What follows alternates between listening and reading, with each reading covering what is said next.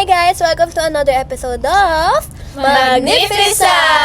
from BSP 1A. So here are our guests for today. Me, host, Sophia Balaba.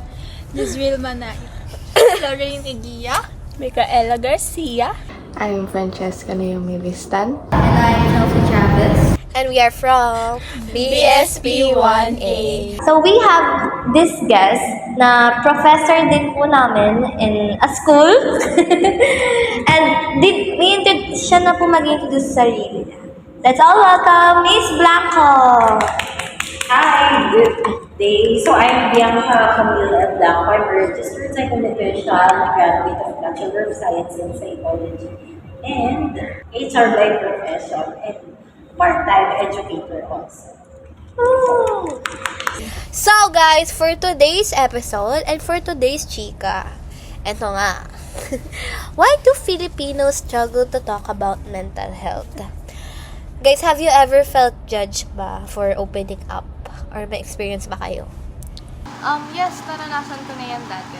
May mga times kasi na pag nag-share ako ng mga problems ko or mga bagay na bumabagabag sa akin, imbes kasi na intindihin nila ako, parang minamaliit pa nila yung nararamdaman ko. May mga nagsasabi na, ay, maliit lang yan, ang dami mong drama, or kaya mo naman yan eh, bakit ka nagkakaganyan? I mean, nararamdaman ko siya eh. Ayun yung nararamdaman ko. And ang sakit lang isipin na ina-expect ko na maiintindihan nila ako, pero parang nagiging dahilan pa yun para mas lalo akong matakot magkwento sa kanila. So, parang nafe-feel ko na ako yung mali kasi dahil sa nararamdaman ko. Kaya, simula nun, mas naging maingat na ako kung sino yung pagkakatiwalaan ko. Siyempre, I think di naman mawawala yun sa atin, sa generation natin. Kasi, hindi naman tayo, hindi ako sanay mag-open up sa magulang. Kahit sa kaibigan, parang bibigatan. Pag yung di ko na makontrol yung emotions ko, doon lang ako nag-open up sa kaibigan. Pero sa family, hindi. Ganon din. More on, friends lang din ako kasi di nga naman kami close ng parents ko. Tapos, hindi kami ganong nag-uusap talaga. Like, yun. So, friends lang ako. Tapos, minsan, pilit pa yun sa friends ko. Pag lang. Pilit? Pag lang kapag, May nag-open up. hindi. Parang kapag, nag-overflow na lang yung feelings. Ganon. Tapos, parang, yun? Kabog ng damdamin. Kabog Bukso ng damdamin. Kabog! Tapos, Iba yan eh. tapos minsan kasi, di ba, mag-open up tayo kapag, pag yung, kunwari yung friend group nyo, tas ngayon lang kayo magkikita, tas parang doon ka lang mag-open up pag magre-reunion na kayo. Kasi ganun na experience ko, like, mas masarap siyang pag-usapan pag naiipon muna. Parang, ayun. Ikaw, Jesseline. Ako naman, minsan lang ako mag-open up ng serious problem kapag gabing-gabi na. Tapos minsan hindi ko pa siya tinutuloy kasi sabi ko, gabi na, baka may ginagawa. So, di ko na lang tinutuloy. Sinasarili ko na lang. Pero, tawag dun, dun sa tanong na have you ever felt, judged when opening up? Sa akin, luckily, hindi ko naman na-feel na na nadja-judge ako. Pero, ang na-feel ko lang is parang burden, parang burden sa mga tao kapag naisip ko na ay, madadagdagan na sa isipin nila kung pag nag-open up ako. Pero hindi ko naman siya na-feel na, ay, pagka nag-open up ako dito, madja-judge ako. Ayun. Feeling ko, hindi ko na-experience kasi growing up, hindi ako expressive. So parang I really keep it to myself. Kahit yung mga friends ko, best friends kami, pero I select yung mga topics that I would like to share. Kasi parang hindi ako ganun eh. Baka my personality is, I can be open, extrovert, ganyan. Pero may certain items na hindi ko kayang i-share. And then, later on in life, nung kunyari, parang nag-work na ako, mas naging expressive ako kasi yung mga tao sa paligid ko din, parang they talk about negative sides. So parang sabi ko, ay, okay lang naman pala. Nadadala rin. I'm hearing these things and ako as a recipient ng message na gano'n or yung mga emotions na gano'n, yung mga naririnig ko from them, parang hindi naman pala so bad. Makarinig na yung problems nila. Naririnig ko even sa love life, sa family, nakukwento na. So parang okay naman pala. Hindi ko naman sila ginudge. So probably, it's also okay for me to share the same things. And you know what? Mas nakakagaan ng feelings. Kasi parang carefree yung kabataan ngayon. I think, to be exact, nag-start yan nung first ako nag-handle ng sa corporate. So, napansin ko, Gen Zs, mostly ng mga na-handle ko na specialist and associates back then. Gen Zs sila, and even ako yung parang manager nila that time, supervisor manager, they can easily open up na ito yung nangyayari sa bahay nila, yung mom ko, ganito, ganyan. Parang sabi ko, wow, pwede pala yun. They can talk about these things casual. Na parang they don't mind, they don't care, and I can see, okay sila. Do you struggle ba in opening up? Even sa friends man o sa family? Like, sabi nyo nga, like, all common denominator nyo is, nag-open up lang kayo pag sobra-sobra na. So, bakit kayo nagsastruggle mag-open up sa unang ano pa lang? Kasi for Like, me, Ba't iniipon, ganon? kasi siguro dahil rin sa lumaki ako sa household na hindi kami open sa isa't isa. Like, hindi talaga kasi kami ganong nag-uusap. Ewan ko rin kung bakit kami ganon. Basta ganon. Tapos, ayun, like, mas parang bata pa lang ako, natuto na talaga akong i-keep siya sa sarili ko. Especially na pa ako, middle child. Like, yung older sisters ko, dalawa sila, tapos yung sumunod sa akin, twins sila. So, parang may partner sila, tapos ako mag-isa lang, gano'n. So, ayun, parang, simula bata talaga, parang na-train ko na yung sarili ko nung, mag-isa lang ako, gano'n. Like, keep it all yourself, baby, gano'n. Ako parang same din kay Lorraine, pero sa kanya kasi middle child siya. Tapos ako panganay. Alam mo yun, yung parang may kasi sa panganay na dapat strong, dapat independent, Gets. dapat kaya mo na ikaw lang, ganon. Kasi mas nakakatanda kasi ka. ikaw yung example sa mas bata mong kapatid. Lalo na dalawa pa kaming babae. Diba?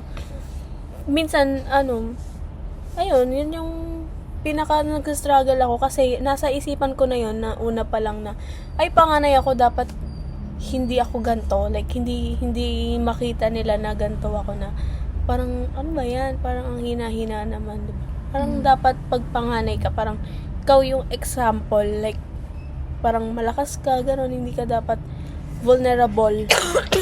Ganun. Parang hindi ka baso. Kasi sa tingin ko sa sarili ko, baso eh. Yung parang yung mga pangaray, parang mga baso siya. Na hindi siya dapat nababasag. Kasi pag nabasag siya, Wala na. Parang wala ka nang, di ba pag may nabasag, kunwari yung baso mo, isa na lang. Tapos nabasag pa yun. Parang wala ka nang gagamitin. Parang ganun kasi yung tingin ko sa sarili ko. Ikaw. Ako, perspective naman ng bunso. Kasi, Panganay. panganay middle child bunso. Ako, yun din yung hindi rin kami lumaki na na open yung family. Pero nag-uusap naman kami. Yun naman yung Tsaka, tawag doon. Nag-uusap kami pero mostly kung na-observe ko lang, ang ate ko very open, hindi naman very open, pero kapag na-open niya naman sa parents ko, pero ako hindi ako ganun. Ewan ko, pero tawag dun, yung mga ina-open niya naman, di yung, feel ko may kinikip din naman siya sa sarili niya, pero mas open siya kaysa sa akin. Ayun. Ako personally, nahihirapan din ako mag-open up basta-basta lang. Yes, lalo na pag, kahit sa friends or sa family. Para kasing, ang hirap na pag namamroblema ka po, sabihin mo na, may problema ako, gano'n. Hindi ko siya masabi agad-agad. So, kayo po, may experience ba kayo or what do you think about that quote po? Oo, mahirap talaga siya in a sense that number one, nakakahiya, di ba? Parang not everyone is open to share yung mga pinagdadaanan nila kasi secondly, Filipinos, parang tayo, hindi tayo sanay ma-judge. Minsan yun yung fear eh. Hindi tayo sanay na masabihan tayo ng okay, hindi tayo sanay masabihan ng emo ka, yung gano'n. And then third is, mahirap naman talaga i-express yung emotions kasi hindi siya concrete. Walang exact words to describe how you feel. Kaya, it's really, I agree na mahirap talaga. Siyempre parang I think lahat naman natin ginagawa to or nararanasan yung pag tinanong kung okay ka lang ba. Ano ang kasagutan? Yes po. Ano ang Yes, kasagutan? okay lang. Oo, okay lang. Kahit hindi. Hindi. Yes. Hindi talaga. Gawain ko yun. Why?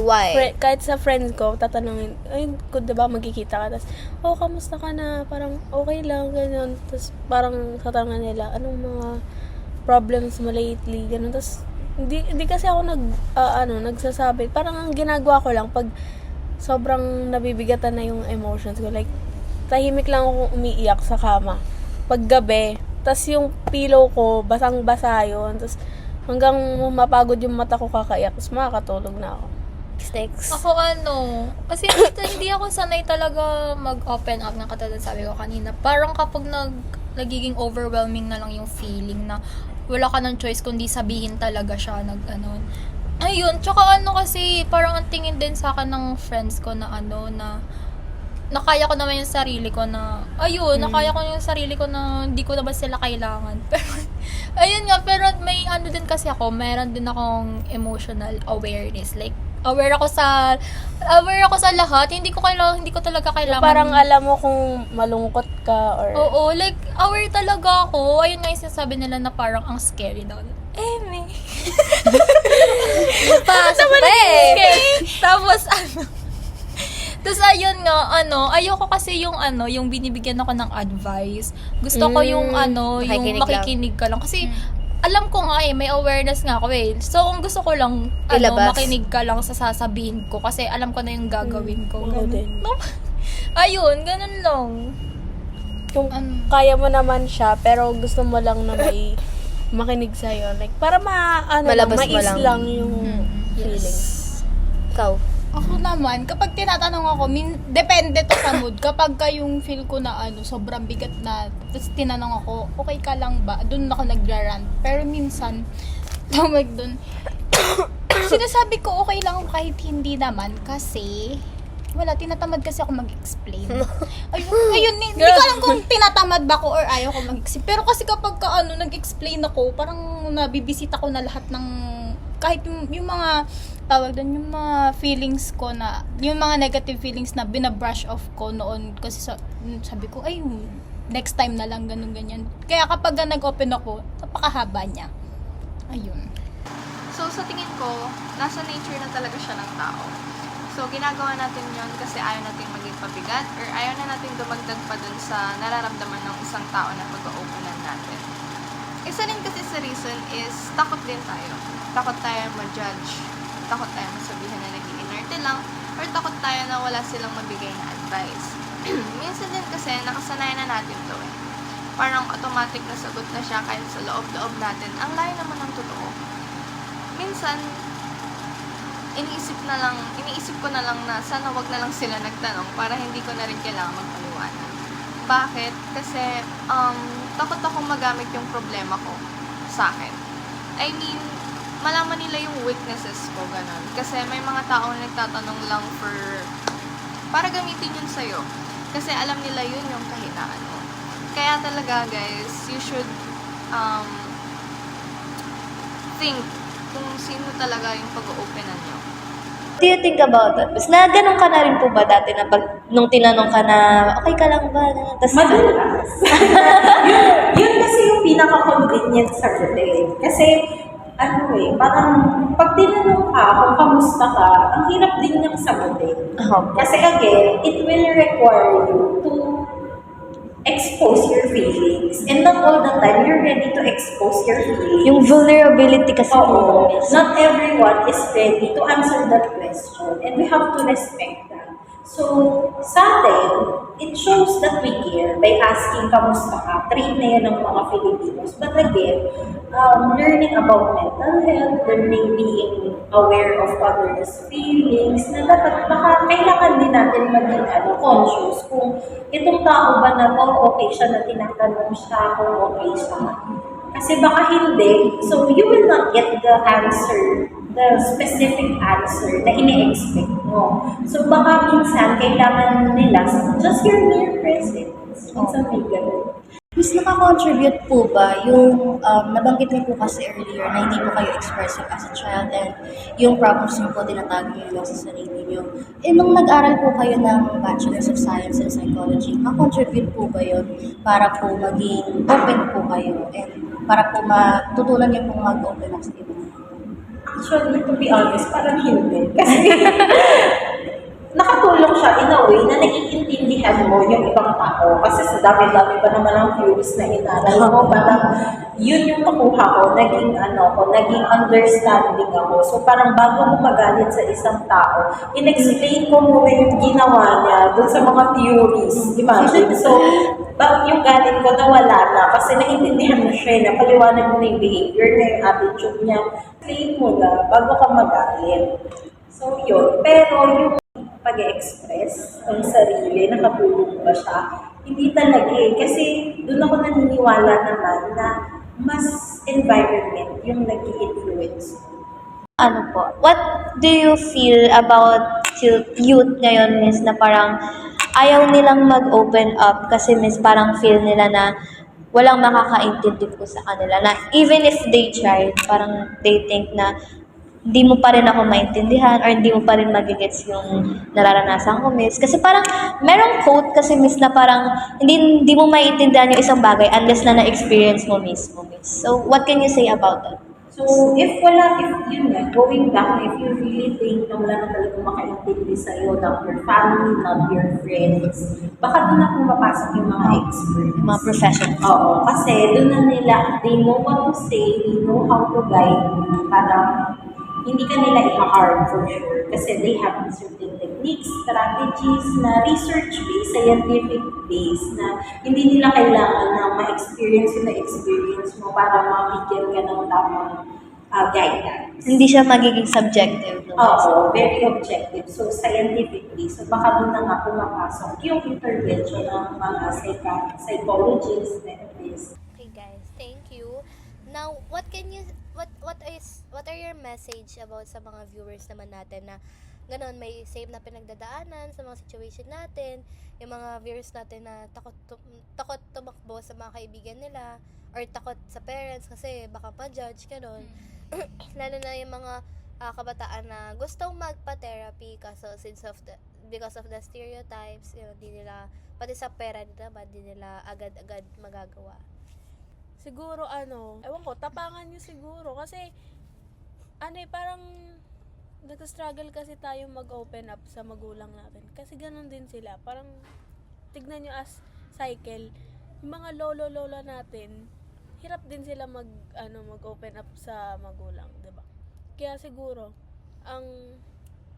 advice sa future self ko and sa inyo, sa lahat ng viewers, na tayo yung mag-break ng stereotype and mag-break ng cycle na yon. Lawakan din natin yung pag-iisip natin na hindi laging nauuna yung pagiging judgmental natin. Kasi iba-iba tayo ng ganap sa buhay.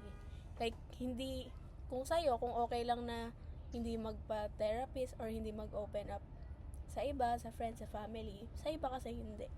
Kaya siguro wag natin silang pangunahan na naman yan gawa-gawa mo lang yung na yan gusto mo lang nang makakausap siguro yun lang yung advice ko. Tigilan nyo na yung yung Tama na, stereotyping, guys. tigilan nyo na mag-assume ka agad sa isang tao.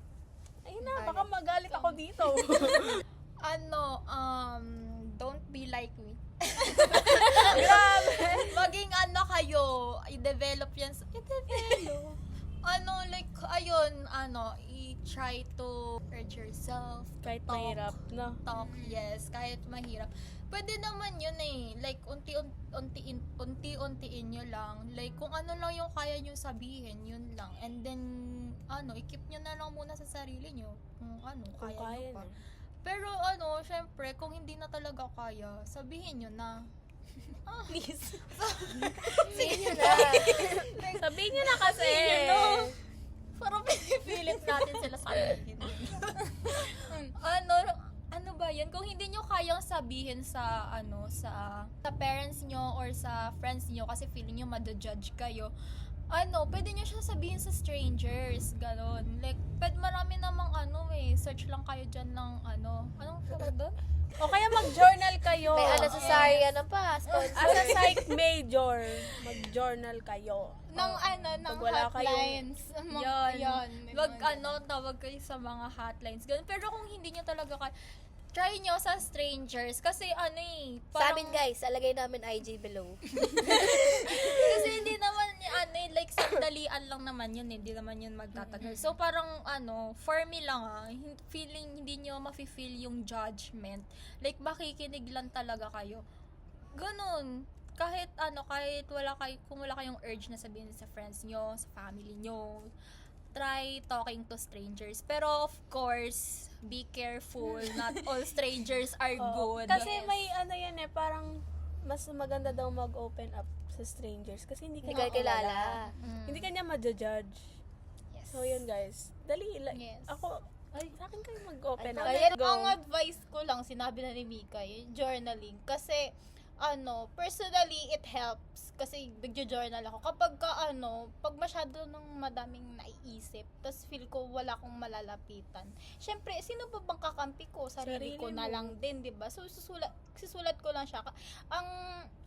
May nagsabi na, pag nag-journal ka, just try to write 1 sentence per day. Kasi mahirap magsulat ng di mo alam kung saan ka magsisimula. So, ayun, journal ka ng 1 sentence per day. Kasi nakakabawas siya ng stress and everything. Tapos also, kilalanin mo din kung kanino ka mag-open up. Tsaka alamin mo kung yung pag-open upan mo ba is magkakaroon ba siya ng open-minded ba siya, tsaka meron ba siyang open ears, open mind, open heart, yun. Mapagkakatiwalaan ba? O kung mapagkakatiwalaan ba siya, kasi pwede mo rin maiwasan na ma-feel judge kapag yung taong kausap mo is tamang tao. Pero hindi mo kasalanan kapag na-judge ka. Kasalanan yun ng nang-judge sa'yo. So, choose your friends wisely. Yes, po. Tsaka kapag pag naiisip nyo na parang nababurnout lang kayo pag kasama nyo sila, it means they're not the right people for you. So, wag kang matakot na, na baka, na umalis doon. Oo, like, wag Matakot okay lang ma-feel mo na mag-isa ka kaya sa kasama mo sila. Like, marami pang tao dyan, mahanap mo pa yan sila. Maybe not now. Siguro, syempre, may tamang oras pa yun. Pero, if Dadating yan. yes. When the time is right. Add ko lang last na. Go. Sa mga, lalo na ngayon sa Gen Zs, try niya yung ginagawa ko sa app mismo ng phone ko, may siya. Notes? Hindi, parang mood tracker, may mental, may, parang tinatrack niya yung, mo, yung overall wellness mo. Yun, try niya yung mga ganon kasi, kapag inaano nyo lang yan, sobrang kinikip nyo lang, lalabas at lalabas yan in uglier ways, sabi ni Sigmund Freud. Unexpressed emotions will never die. Totoo. Like ice bridge. Ay, ito pa pala. Ang isa din sa coping mechanism ko kapag ayoko mag-journal is nag-voice record ako. Doon ako nagra-rant. Kunyari Sa may video. kausap. Kunyari may kausap ako. Tapos kapag minsan babalikan ko siya, ay, yun, nakatulong naman siya. Diba? So, baka yun din yung method para sa inyo. O kaya kung ayaw yung mag-record, like, kausapin nila yung sarili nyo. Alam ko parang parang kabaliwan na yun. As a psych major, dapat hindi mo yung ginagawa. Parang sign ko of yun. Na yun, diba? Pero ginagawa ko kasi yun, like, mas gusto kong kausap yung sarili ko. Like, kahit lalo na malakas yung boses ko. Like, kausap ko talaga yung sarili ko. Ayun, kung nakausap ko lang yung sarili ko, tapos sasagutin ko rin yung sarili ko. Ganon guys, huwag niyong isipin na baliw kayo. Huwag kayong maniwala sa mga sinishare ng TikTok dyan. Yan na, validation. Like, guys, okay lang yan as long as nafe-feel niya naman na nalilesen yung yung nararamdaman niyo ganun. Okay lang yun. Tsaka wala naman kayo tinatapakang tao. Right. Tsaka sarili mo lang ang kakampi mo. Ano lang, ang outro is, no pressure and no rush, pero hindi pwedeng hindi ka magsasalita. Kasi, ayun nga, sabi ni Mika na lahat naman, lalabas at lalabas din yan. So, it's better na ikaw mismo yung maglabas or unconsciously mo siya malalabas. So, ang tips ko lang is, huwag niyong pilitin yung sarili niyo. Hindi naman masama if hindi niyo agad kayang magkwento. Okay lang yun. Huwag kayong matakot na baka mahusgahan kayo, ganun. Pero alamin niyo pa rin kung sino yung taong dapat pag-openan niyo. Tandaan niyo rin na ang nararamdaman niyo is real and valued, kahit ano pa man yung sabihin ng iba. Kung nahihirapan kayo magsalita, do what makes you happy. Basta mailabas niyo lang. At higit sa lahat is, huwag niyong sarilihin lahat. May mga taong handang makinig at umintindi sa inyo. Kailangan niyo lang ng trust. At mahalaga kayo at mahalaga rin ang kwento niyo. Siguro, huwag niyo madaliin yung sarili niyo. Para kung kailangan 30 years in the making bago ka mag-open up. Kasi you are not required to do so. If you have healthy opening up mechanisms, kahit pa hindi siya through venting it out or expressing it through words, baka naman meron kang alternative na ginagawa to cope up with stress and you see na effective naman sa'yo throughout the years. Hindi mo kailangan pilitin yung sarili mo to do that. So if that is working, if that works for you, if your personality is more, mas kaya ng personality yung gano'n, why not? But then, of course, minsan may mga times talaga na kailangan natin ng human interaction. But again, huwag madaliin, huwag pilitin. And para mas mapunta ka dun sa tao na alam na trusted mo, na alam mo hindi ka ipapahamak, hindi ka i-judge, hindi ka ipapahiya. And if you really think na kailangan mo ng human intervention but you have exhausted everyone and you don't feel like meron kayang makaintindi sa'yo, doon na papasok yung mga experts. Sila, alam nila yung kailangan sabihin sa'yo or ano yung gagawin sa'yo. So, there. Parang sinabi lang Luis na huwag kayong mahiya. I mean, yung iba kasi, kaya nilang i-handle yung problems nila on their own. Pero sa mga iba dyan, there's nothing wrong with opening up. Especially ako kasi lately, nagtatawag din ako sa crisis hotline due to personal reasons. Huwag kayong mahiya kasi maraming available na hotline dyan sa Google. Pwede nyo namang and if walang available na friends nyo or family nyo para mag-listen sa inyo, maraming tao, trust me, meron at merong tutulong sa inyo. So, ano lang guys, parang in simple terms lang is, gets namin na sobrang gets na mahirap mag-open up kasi na-experience din namin, na-experience din kay Miss, na-experience naman ng lahat. Pero kasi, as the moral of the lesson for this topic is, hindi ka mag-isa. Maraming options na pwedeng tumulong sa'yo at huwag ka matakot na pumili sa options na yun. Yun guys, thank you for your time. By the way, this is an episode of Magnificite! Bye-bye! Watch our other episodes sa mga in-interview namin ng mga professionals. Bye-bye! Subscribe! Like and subscribe! Follow my IG! Check our IG sa comment section. Dali na, we're here.